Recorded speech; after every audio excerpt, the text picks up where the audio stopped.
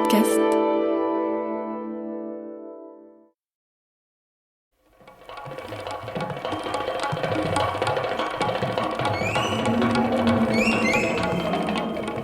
Le livre de la jungle de Rudyard Kipling, adapté par Muse d'Albret.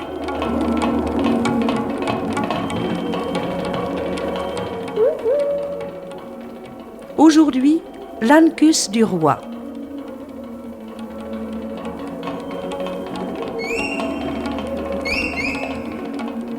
Mowgli, l'enfant loup, a maintenant 14 ans.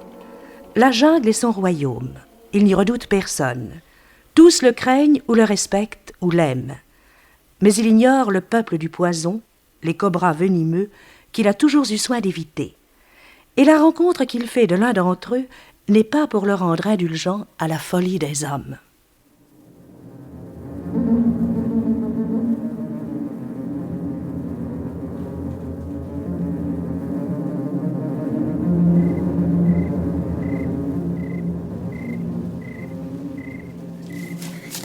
Oh, tête plate! C'est moi, Mowgli, le petit homme. Chut! Sois le bienvenu, Mowgli. Bonne chasse, Kaa. Bonne chasse, graine d'homme. Tu es sage de prévenir. Je connais les usages, vieux serpent. On m'a dit que tu avais encore changé de peau. C'est vrai, Et le bruit court que dans ces moments-là, tu es toujours un peu myope. Et très prompt à l'attaque. c'est un bruit qui court. Mais rends-moi cette justice, Mowgli, que je ne t'ai jamais confondu avec un autre. Nous sommes du même sang, toi et moi? Admettons. Que dis-tu de mon nouvel habit? Splendide. Il ressemble à l'ancien, mais en plus jeune, en plus frais. Oui, mon enveloppe est satisfaisante. Pas mal, vraiment. Mais il lui faut de l'eau. Une peau neuve ne prend jamais tout son éclat avant le premier bain. Allons nous baigner. Oui.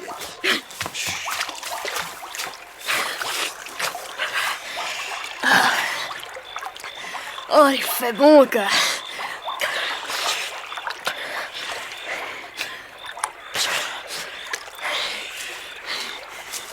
Sortons maintenant, veux-tu?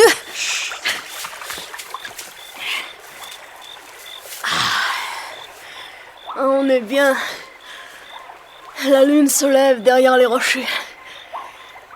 Eh bien, en ce moment, dans le clan des hommes, si je me rappelle bien, ils s'étendent sur des morceaux de bois dur, dans des trappes de pierre et de boue.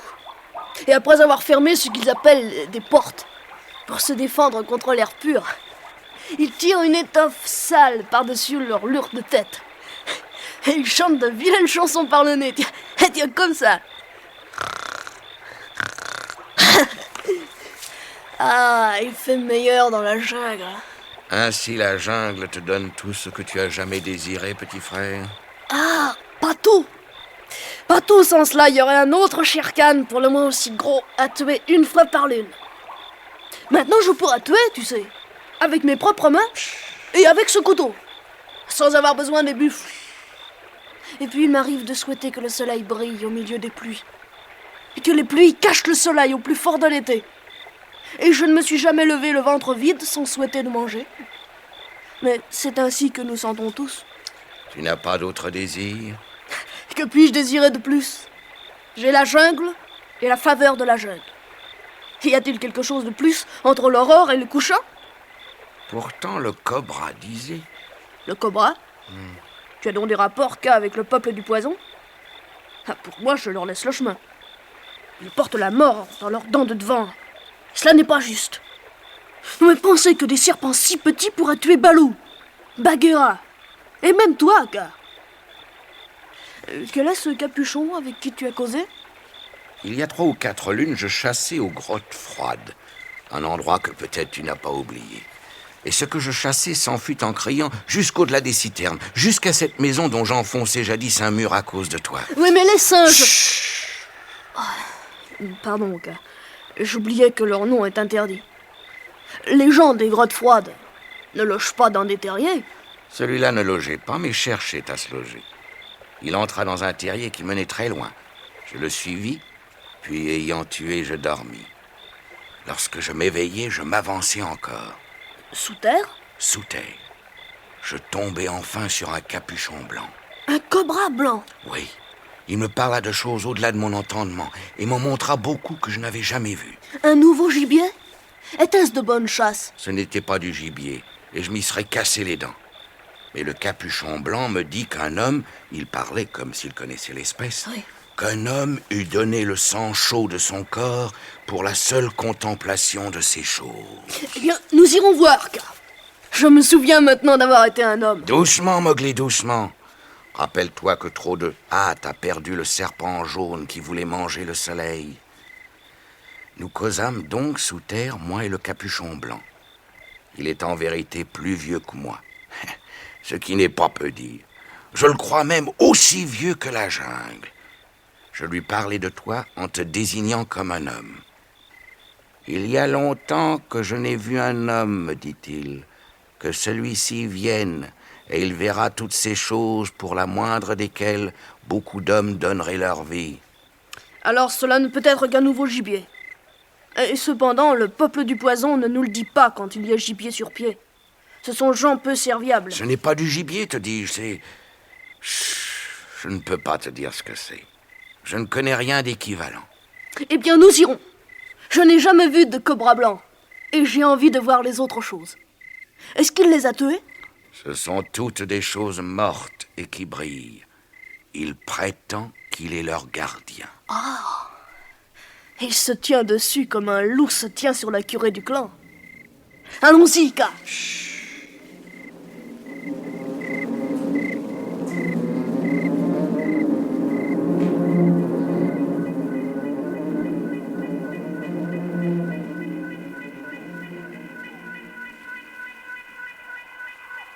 Nous voici aux grottes froides. Tu reconnais? Oui, je n'y étais pas revenu depuis que les Bandarlogs, le peuple interdit, m'y entraîna jadis. Je ne comprenais pas alors ce que représentaient ces pierres polies, ces colonnes, ces dalles brisées. Je sais aujourd'hui que c'est une ville morte. Morte comme est mort le village du clan des hommes. Mais tout ceci est très ancien. Plus ancien que les vieux arbres qui ont poussé dans les décombres. Et où est-il le terrier dont tu m'as parlé? Là, au centre de ce pavillon écroulé, un trou. Allons voir.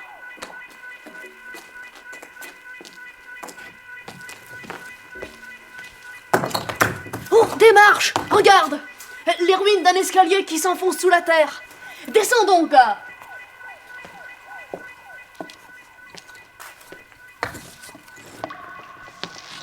Va doucement, petit frère. Sois prudent.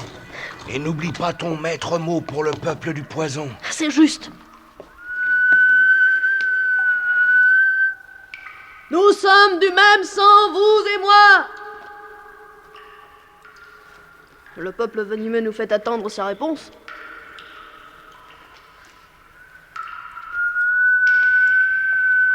Écoute, Ka! Puisque ce cobra blanc m'invite, avançons toujours.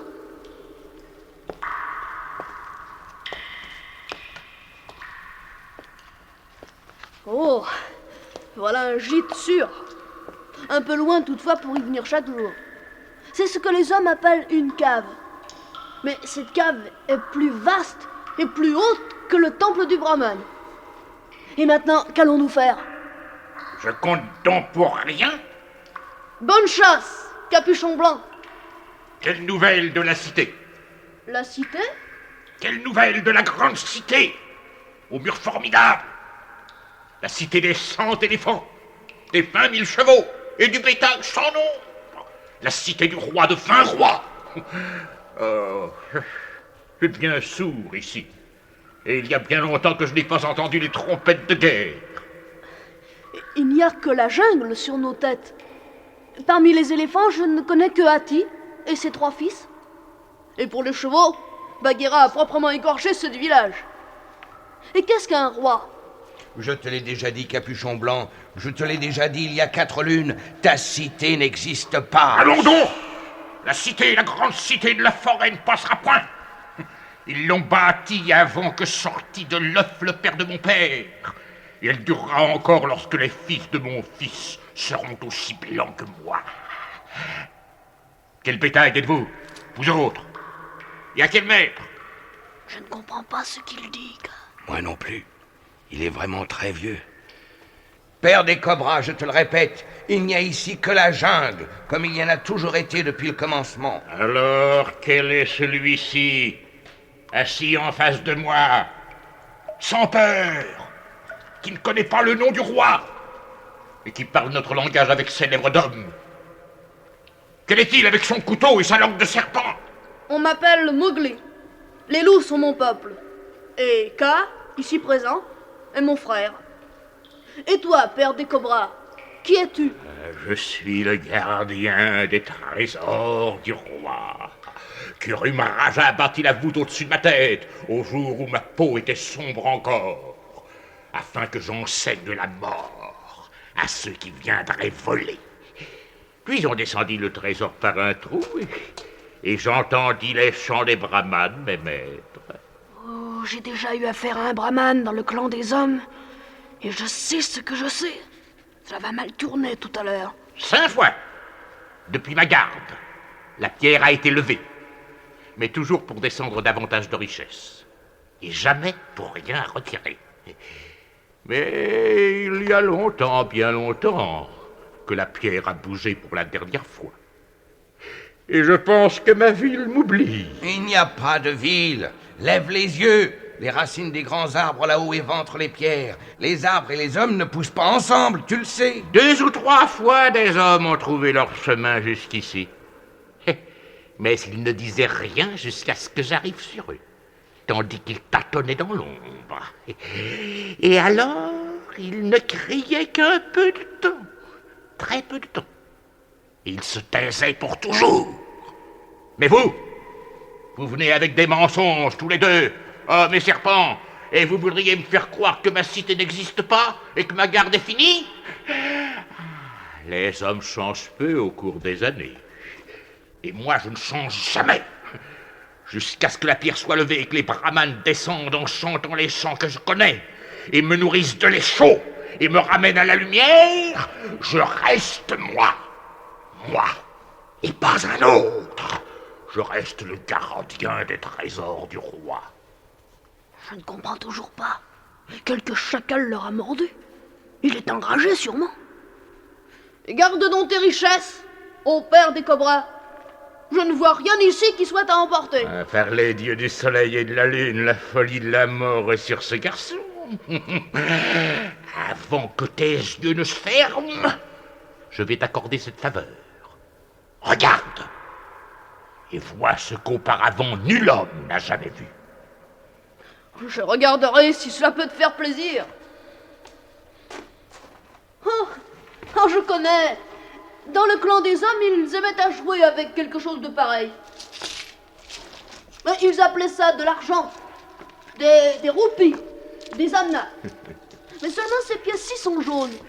Les leurs étaient blanches ou brunes. C'est de l'or! De l'or! Entends-tu? Ah. Il y en a une montagne. Regarde. Et ça, là, à demi enfoui sous les petites pièces. C'est un palanquin pour transporter les reines. Ah. Admire. Il est encadré et cerclé d'argent incrusté d'émaux, enrichi d'escarboucles et de turquoise. Les poignets sont de jade, les anneaux sont d'ambre. Et ça, là, cette tige de fer avec une pointe et un crochet au bout. C'est l'ancuse du roi, l'aiguillon de l'éléphant royal. Il est fait de l'acier le plus pur. Le manche en est d'ivoire clouté de turquoise.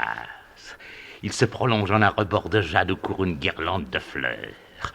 Mais ces fleurs sont des rubis, et la guirlande est d'émeraude. Et il se termine enfin par une pièce unique, ce rubis capochon d'une valeur inestimable. Oh, il y a un dessin jaune dans le fer brillant. On dirait mon ami Hatti, l'éléphant. Tu as bien vu. Ce niel d'or gravé dans l'acier représente une chasse à l'éléphant. Ah. Toutes ces richesses, toutes ces merveilles, ne valent-elles pas la peine de mourir pour les voir? Ne t'ai-je pas fait une grande faveur? Une faveur? Je ne comprends pas. Ce sont des choses dures et froides, et en aucune manière bonnes à manger. Cependant, ceci, là, comment le nommes-tu? Ancus, l'ancus du roi. Eh bien, ceci, je désire l'emporter pour le voir au soleil. Tu dis que tout cela t'appartient. Veux-tu me donner l'ancus? Je t'apporterai des grenouilles à manger. Mais assurément, je te le donnerai. Tout ce qui est ici, je te le donnerai, jusqu'à ce que tu t'en ailles. Mais je m'en vais. Il fait sombre et froid dans ce trou, et je voudrais emporter dans la jungle la chose à pointe d'épine et à crochet. Regarde à tes pieds. Cette chose blanche et polie. Sais-tu ce que c'est? Ça, oui. C'est l'os d'une tête d'homme. Tiens, en voici deux autres. Ils vinrent il y a nombre d'années pour emporter le trésor. Je leur parlais dans l'ombre, et ils ne bougèrent plus. Mais qu'ai-je besoin de ce que tu appelles un trésor? Si tu veux seulement me donner l'Uncus à emporter, c'est une assez bonne chasse. Sinon, c'est une bonne chasse tout de même. Je ne me bats pas avec le peuple du poison, et l'on m'a enseigné aussi le maître mot de la tribu. Le maître mot? Il n'y a qu'un maître mot ici. C'est le mien. Un instant, Capuchon Blanc. Qui m'a prié d'emmener le petit Dom? Et moi, évidemment. Ah, il y a longtemps que je n'avais vu d'homme. Et celui-ci parle notre langue. Il n'était pas question de tuer. Comment puis-je retourner à la jungle et dire que j'ai conduit Mowgli à la mort? Mais je ne parle pas de tuer, jusqu'à ce qu'il en soit temps. Mais rien ne presse. Attends un peu, Cal et Rocher. Et regarde le garçon courir. La vie est bonne. Allons, profite de ton reste. Allons, essaie de m'échapper. Cours, ça y va. Amuse-toi, mon garçon. Sois prêt, Car. Jusqu'à présent, la créature blanche n'a eu affaire qu'aux hommes du clan des hommes. Elle ne me connaît pas. Elle a voulu cette chasse. C'est moi qui la lui donne. À toi, Car. Il est cloué. Tombe dessus, Car. Paralyse-le. Tue, Mowgli, tue. Non, je ne tuerai plus, sauf pour vivre. Alors, père des cobras, ai-je bien visé? Tu avais raison. Ton Uncus n'est pas tout à fait inutile. Grâce à lui, je t'ai cloué au sol à travers ton blanc capuchon. Et maintenant, je vais te vider de ton venin. Allons, ouvre la bouche. Ah, tu ne veux pas. Mon couteau saura bien te forcer. Oh, regarde, Car. Ces crochets à poison, ces terribles dents du haut, elles sont desséchées.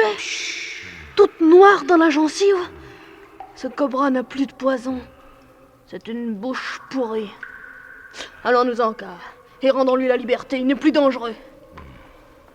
Le trésor du roi réclame un nouveau gardien, mais rien ne presse. Amuse-toi en l'attendant. Allons, cours, ça et là, dents pourries. Je suis déshonoré.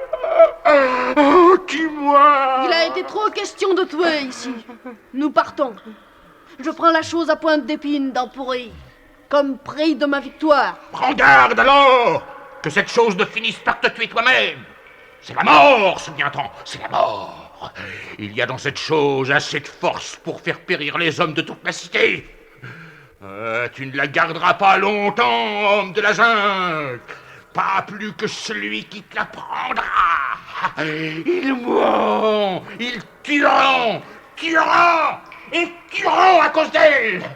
Ma force, à moi, est desséchée, mais l'Uncus fera mon ouvrage. C'est la mort, la mort, la mort.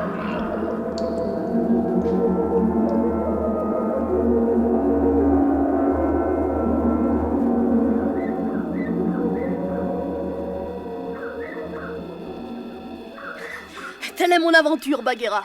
J'ai entendu. Et c'est tout ce que tu as à me dire? J'ai sommeil. J'ai chassé longuement cette nuit et j'aimerais dormir. Oh, réveille-toi, Bagheera. Allons, pour quel usage a-t-on fabriqué cette chose à pointe d'épine? Les hommes l'ont fabriquée pour l'enfoncer dans la tête des éléphants afin que le sang coule. J'ai vu cela dans les rues d'Odeipor devant nos cages.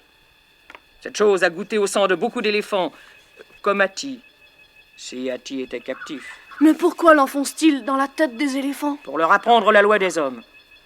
Comme ils n'ont ni griffes ni dents, les hommes fabriquent des choses comme ton couteau, comme cet Uncus.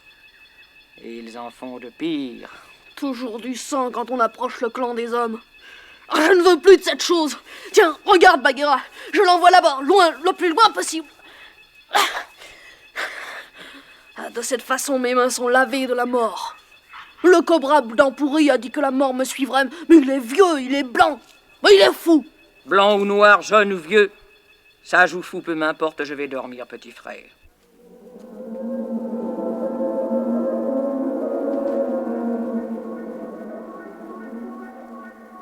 Tu es là, Bagheera? Oui, J'ai voulu revoir la chose à pointe d'épine. un homme l'a prise. Ah. Voici sa trace. Penses-tu que la chose pointue va se retourner dans la main de l'homme pour le tuer? Le vieux cobra a dit que c'était la mort. Suivons la piste, nous verrons bien. C'est un homme seul, il va lentement. Il est chargé, son talon appuie fortement. C'est le poids de la chose. Suivons, Bagheera.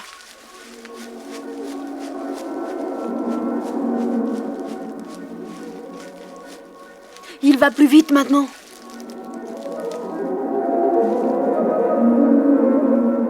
À présent, il court. Les orteils sont écartés.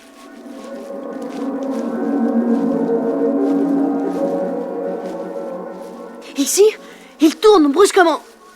Attends, il ne faut pas piétiner la piste. Je saute au-delà. Une autre piste, Mowgli, qui vient à la rencontre de la nôtre. Ah, c'est un pied plus petit. Les orteils tournés en dedans. Je vois. C'est le pied d'un chasseur du Pays Noir. Ici, il a traîné son arc sur l'herbe. Ah, je comprends. Si la première piste a tourné brusquement, c'est que le grand pied voulait se cacher du petit pied. Juste. Évitons de brouiller les empreintes en croisant nos foulées. Je suis le grand pied, petit frère. Oui. Et toi, tu es le petit pied, le chasseur noir. Bien, Bagheera. Allez, allons-y.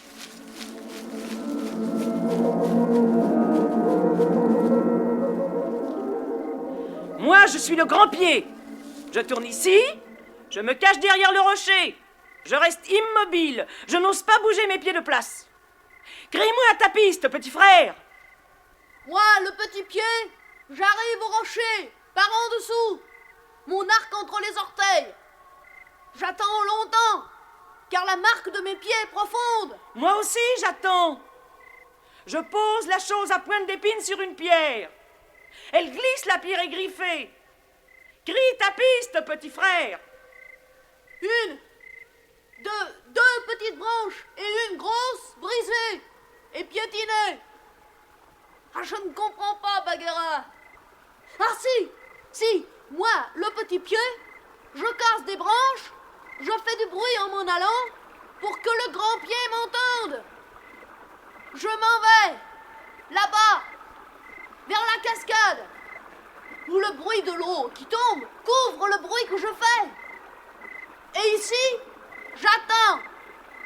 Crie ta trace, Bagheera grand-pied.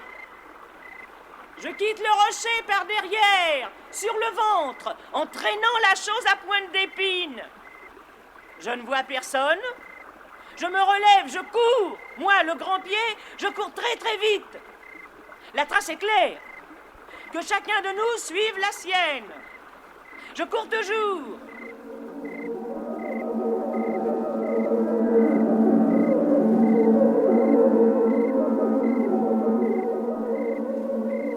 Où es-tu, petit pied? Ici, je t'attends, mon genou sur un rocher. Je te laisse passer. Oh, bonne chance, Bagheera! Ils se sont rencontrés! Regarde! Oh, regarde! Là, le grand pied étendu par terre. Mort. Le dos percé par la flèche du petit chasseur noir. Le cobra était-il si vieux et si fou, petit frère? Mais où est la chose qui boit le sang d'éléphant? L'épine à fleurs rouges. Le petit pied l'a prise. Il l'a peut-être encore. Suivons, Bagheera. Il n'y a plus qu'une seule piste maintenant.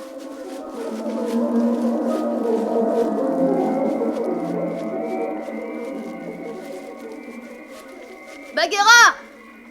Là. Le petit pied, le chasseur noir. Mort. On a fait ça avec un bambou. Je connais. J'en usais avec les buffles quand je servais au village. Oh, le père des cobras. Je regrette de m'être moqué de lui. Connaissez bien la race. N'ai-je pas dit que les hommes tuaient pour le plaisir? En vérité, ils ont tué pour avoir les pierres vertes et la grosse pierre rouge. Souviens-t'en, j'ai logé dans les cages du roi, à Odaipor. 1, 2, 3, 4 fils d'hommes. au pied chaussé. Mais quel mal leur avait fait le petit homme des bois.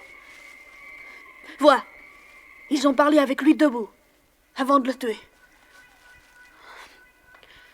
Oh, retournons, Bagheera. Mon cœur danse de haut en bas comme un nid de loriot au bout de sa branche. C'est chasse mauvaise que de laisser gibier sur piste. Suivons. Ces 8 pieds chaussés ne sont pas allés bien loin.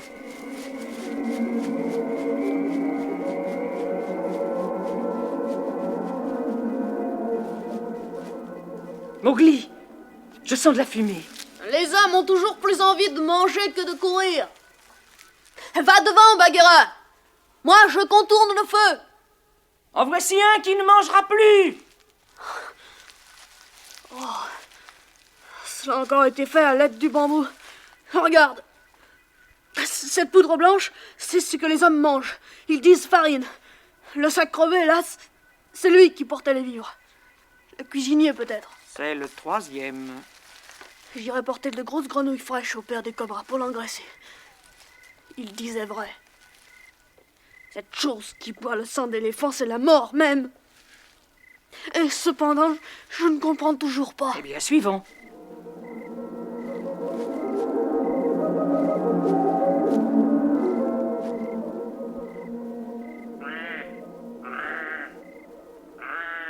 Entends-tu? C'est le corbeau qui chante un chant de mort sur son arbre. Regarde, Bagheera! Au pied de cet arbre, autour d'un feu qui fume encore, 3 hommes couchés. Ah, la chose va vite en besogne. Regarde, la voici. La chose à pointe d'épine, l'œil rouge, l'Ankus. Tout se termine ici. Comment ces 3-là sont-ils morts? Ils ne portent ni marque, ni meurtrissure. Ils sont violets. Attends, l'odeur du feu, la galette de farine. C'est du pain tout noir. La pomme de mort. Datura. Poison rapide. Le premier a dû mêler la pomme de mort à la farine de ceux-ci avant qu'ils ne le tuent. Comme ils avaient d'abord tué le petit chasseur noir. Et quoi maintenant? Allons-nous nous entretuer, toi et moi, à cause de ce tueur à l'œil rouge planté au milieu des cadavres là-bas? Entre nous deux, Bagheera, il ne peut pas faire de mal, car nous n'avons pas les mêmes désirs que les hommes. Mais si on le laisse ici, il continuera à tuer, aussi vite que les noix tombant par le grand vent. Qu'importe, ce ne sont que des hommes. Ils se sont entretués, ils ont été contents. Ce n'en sont pas moins des enfants. Et un enfant se noierait pour mordre un rayon de lune dans les temps. Toute la faute est à moi, Bagheera. Jamais plus je n'apporterai de choses étrangères dans la jungle, fussent-elles aussi belles que celle-ci. Cette épine va retourner au père des cobras. J'irai demain aux grottes froides. En attendant, il faut l'enterrer, de peur que ce buveur de sang ne s'échappe et n'en tue d'autres. Bah, petit frère, cet Ankus, ce n'est pas sa faute. Tout le mal vient des hommes. C'est tout un, Bagheera. Creuse le trou profond.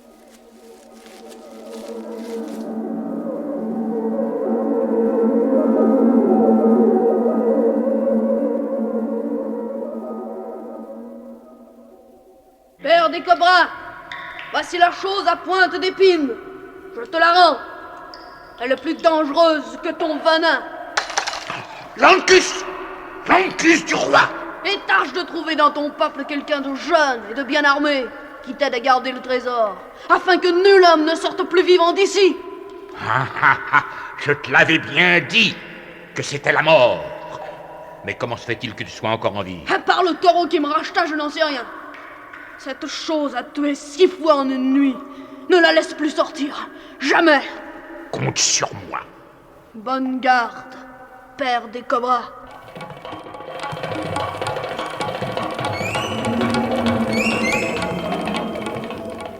Vous avez entendu L'Ankus du roi, extrait du livre de la jungle de Rudyard Kipling, adapté par Muse d'Albret. Lynette Lemercier était Mowgli, Jacques Hilling, K le python, Georges Cusin, le cobra blanc, et Muse d'Albret, Bagheera la panthère.